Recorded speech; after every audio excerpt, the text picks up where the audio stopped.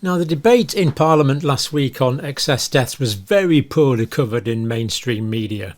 Really quite disappointing, and even the official websites got relatively low numbers of views. So I'm going to carry on bringing the views of members of Parliament. This one's from Miriam Cates, Penistone and Stocksbridge constituency. Now, again, she talks about younger people and cardiac deaths, this huge concern that more younger people are dying of cardiac deaths. And she talks about the decisions that were made in the pandemic being overwhelmingly wrong, that we suspended the precautionary principle of safeguarding for children, suspended the need for clinical trials. And other clinical trials weren't done very well, as we know. And basically, I think she's saying we've not got to the heart of the matter. Because if we don't get to the heart of what's going on, how can we learn for next time? The COVID inquiry is asking the wrong questions. And she's right, we don't really care who swore on WhatsApp. MPs can swear at each other till their heart's consent on WhatsApp. As far as I'm concerned, it really doesn't bother me too much. But things like where the virus came from bothers me. Why medications were passed that shouldn't have been passed.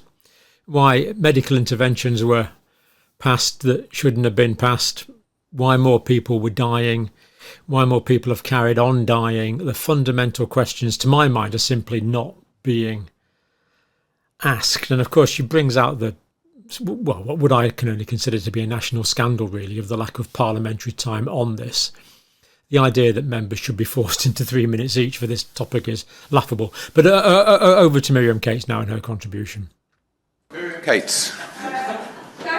Chairman, and I think it's clear that there is far more demand to speak in this debate than there is time. So I will, of course, be brief, but I think it does show that we absolutely need a longer debate. We need a debate on the floor of the House.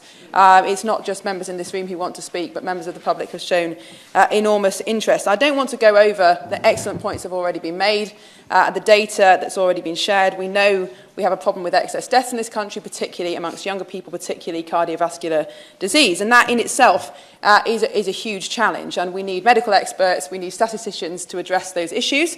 I'm not qualified to do so. What I will say is this: lockdown changed everything. Our response to COVID changed everything.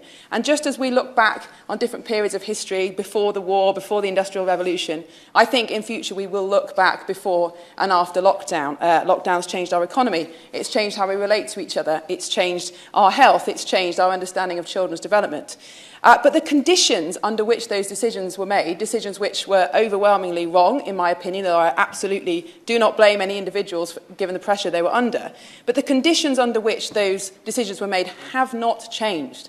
The conditions on which we suspended the precautionary principle, where we ignored the fact that the interventions may cause more harm. We suspended the importance of children's education. We suspended safeguarding children. We suspended the need for medical trials. We suspended all sorts of safeguards that have stood society in good stead for a long time. And the conditions in government and in the media and in wider society under which those decisions were made have not changed. Because, unfortunately, yet we have not got to the heart of the matter of why the pressure came from the media, why we had to follow what other countries were doing, why we obsessed with particular points of data like deaths from COVID rather than considering the wider impacts on society. And my concern about the COVID inquiry is asking all the wrong questions. It's concerned with who swore at who on WhatsApp and not the wider conditions around why these decisions were made. And I remember as a mother at the time when the former Secretary of State for Education, several education secretaries ago,